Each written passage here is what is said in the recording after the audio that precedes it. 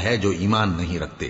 اور یہ لوگ جب کوئی بے حیائی کا کام کرتے ہیں تو کہتے ہیں کہ ہم نے اپنے بزرگوں کو اسی طرح کرتے دیکھا ہے، اور اللہ نے بھی ہم کو یہی حکم دیا ہے۔ کہہ دو کہ اللہ بے حیائی کے کام کرنے کا تو حکم نہیں دیتا۔ کیا تم اللہ کی نسبت ایسی بات کہتے ہو جس کا تمہیں علم نہیں؟ کہہ دو کہ میرے پروردگار نے تو انصاف کرنے کا حکم دیا ہے، اور یہ کہ ہر نماز کے وقت سیدھا قبلے کی طرف رخ کیا کرو اور صرف اسی کی عبادت کرو اور اسی کو پکارو۔ اس نے جس طرح تم کو ابتدا میں پیدا کیا تھا اسی طرح تم پھر پیدا ہوگے۔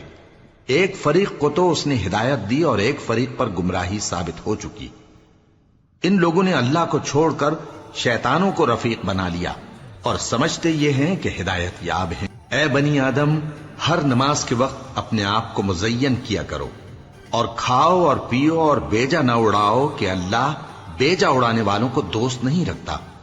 پوچھو تو کہ جو زینت و آرائش اور کھانے پینے کی پاکیزہ چیزیں اللہ نے اپنے بندوں کے لیے پیدا کی ہیں ان کو حرام کس نے کیا ہے؟ کہہ دو کہ یہ چیزیں دنیا کی زندگی میں بھی ایمان والوں کے لیے ہیں اور قیامت کے دن صرف انہی کا حصہ ہوں گی۔ اسی طرح اللہ اپنی آیتیں سمجھنے والوں کے لیے کھول کھول کر بیان فرماتا ہے۔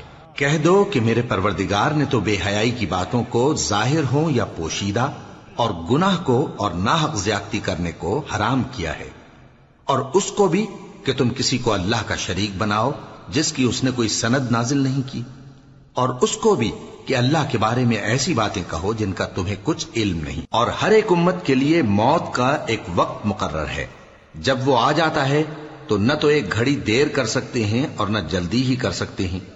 اے بنی آدم، ہم تم کو یہ نصیحت ہمیشہ کرتے رہے ہیں کہ جب ہمارے پیغمبر تمہارے پاس آیا کریں اور ہماری آیتیں تم کو سنایا کریں تو ان پر ایمان لایا کرو، کہ اب جو شخص ان پر ایمان لا کر اللہ سے ڈرتا رہے گا اور اپنی حالت درست رکھے گا تو ایسے لوگوں کو نہ کچھ خوف ہوگا اور نہ وہ غمناک ہوں گے۔ اور جنہوں نے ہماری آیتوں کو جھٹلایا اور ان سے سرتابی کی وہی دوزخی ہیں کہ ہمیشہ اس میں جلتے رہیں گے۔ پس اس سے زیادہ ظالم کون جو اللہ پر جھوٹ باندھے یا اس کی آیتوں کو جھٹلائے؟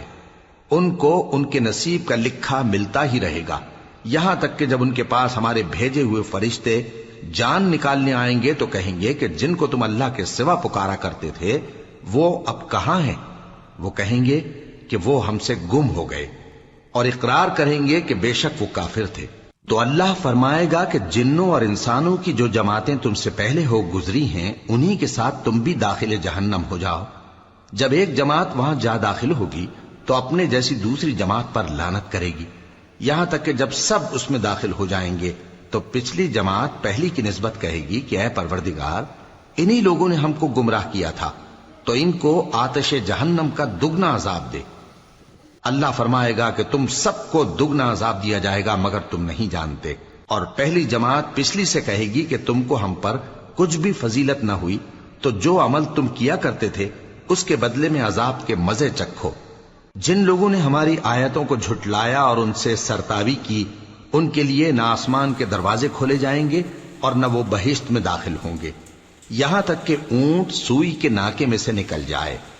اور گناہگاروں کو ہم ایسی ہی سزا دیا کرتے ہیں۔ ایسے لوگوں کے لیے نیچے بچھونا بھی آتش جہنم کا ہوگا اور اوپر سے اوڑھنا بھی اسی کا، اور ظالموں کو ہم ایسی ہی سزا دیا کرتے ہیں۔ اور جو لوگ ایمان لائے اور عمل نیک کرتے رہے اور ہم کسی شخص کو اس کی طاقت سے زیادہ تو ذمہ دار بناتے ہی نہیں، ایسے ہی لوگ اہل بہشت ہیں کہ اس میں ہمیشہ رہیں گے۔ اور جو کینے ان کے سینوں میں ہوں گے ہم سب نکال ڈالیں گے، ان کے محلوں کے نیچے نہریں بہہ رہی ہوں گی، اور کہیں گے کہ اللہ کا شکر ہے جس نے ہم کو یہاں کا رستہ دکھایا، اور اگر اللہ ہم کو رستہ نہ دکھاتا تو ہم رستہ نہ پا سکتے۔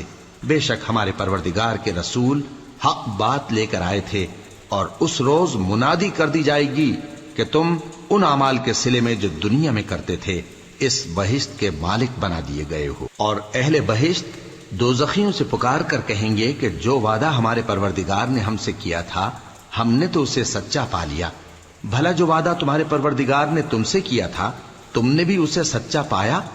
وہ کہیں گے ہاں۔ تو اس وقت ان میں ایک پکارنے والا پکار دے گا کہ بے انصافوں پر اللہ کی لعنت، جو اللہ کی راہ